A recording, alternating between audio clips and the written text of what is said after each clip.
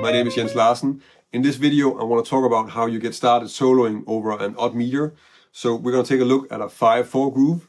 First, just how to feel the groove, how to play it, how to find some rhythms that you can improvise over sort of a modal F7, and then we're going to take that to a blues in F. If you want to learn more about jazz guitar, about improvising over chord changes, interesting arpeggios and scales, then subscribe to my channel.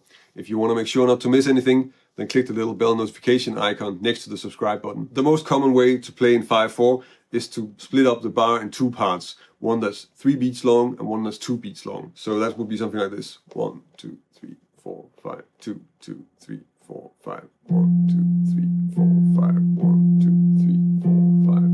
And the main accents within that groove is also usually going to be these. 1, 2, 3, 4, 5, 1, 2, 3, 4, 5, 1, 2, 3, 4, 5. If you want to turn that into a groove, we can sort of split the two different bars into two segments. One that's the beginning, where we play the bass note, and then on the chord on the second one. And then we get this 1, 2, 3, 4, 5, 1, 2, 3, 4, 5, 1, 2, 3, 4, 5, 1, 2, 3, 4, 5. And of course you can turn this into a real groove. That would be something like this.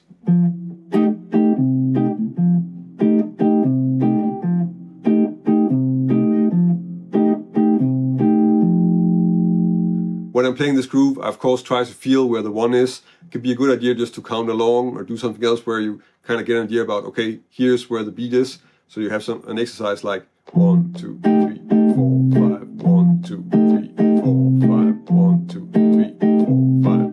Another thing that's important to be aware of is that I feel the subdivision, and I kind of feel the subdivision and then the accents of the groove going at the same time. So even though I'm not playing all those notes, that grid is still something that I'm trying to log into. And that sounds like this. 1, 2, 3, 4, 5.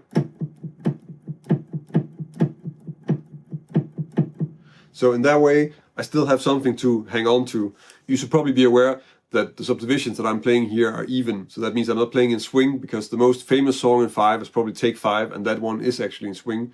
But the groove that I made here is actually using even 8 notes. Once you start to feel comfortable playing the groove, you can expand on it by trying to take it through the blues in F. So that sounds like this.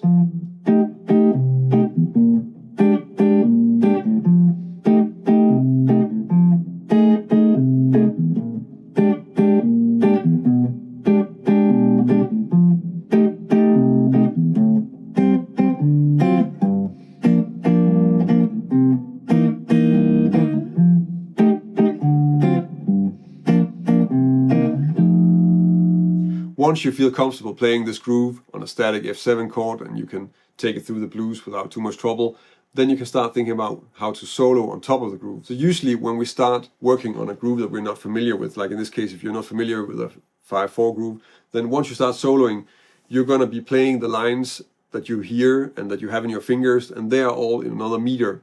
And that means that you're playing a line and you're hearing that melody, but you're hearing the wrong meter, and it's going to come out in a place where you're thinking this is the one. And then because of the melody, you hear that as the one, because that's probably what you feel normally. But it's not going to be the one if you play the exact same line in 5/4. And that means that you're giving yourself some wrong information, and that's why we get lost. So the way you want to do this is that you're going to start with the groove, and then you're going to build line and build a vocabulary of rhythms from that. And the easiest way to do that is just to start with a simple clave or accent pattern that's really connected with this 5/4. So that's just playing this. So that might sound really, really simple, and it might feel really like an exercise, and it's not what you're hoping to end up with.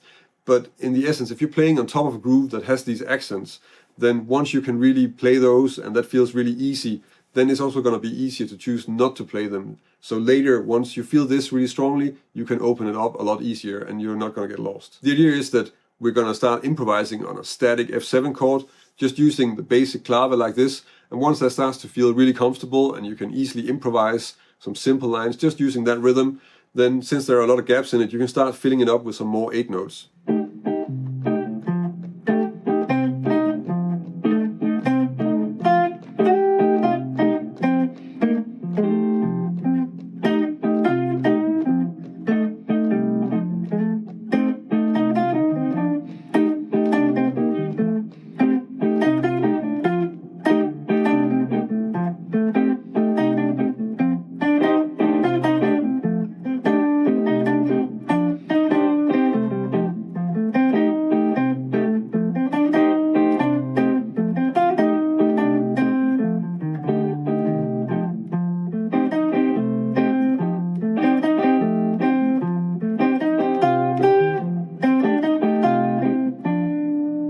example, I'm of course going over 5 different rhythms quite quickly, and you want to try and work on this. You want to take the rhythms one by one, but besides just playing, because I also just stick pretty rigidly to the rhythms, you also want to start mixing them up quite fast, because you want to develop a vocabulary, you want to develop some freedom without losing sense of where the groove is. You always want to know where the groove is, where you're at in the bar, and where the one is. You also want to develop your ability to come up with some new rhythms, so it's important also just to take a few chances once in a while and see if you can come up with sort of a mix of the different patterns that you're working with. And of course you can make a lot of your own patterns, just filling in different things and trying out things and see what works, and that way add that to your vocabulary. If you want to learn more about jazz guitar and this is the first time you see one of my videos, then subscribe to my channel.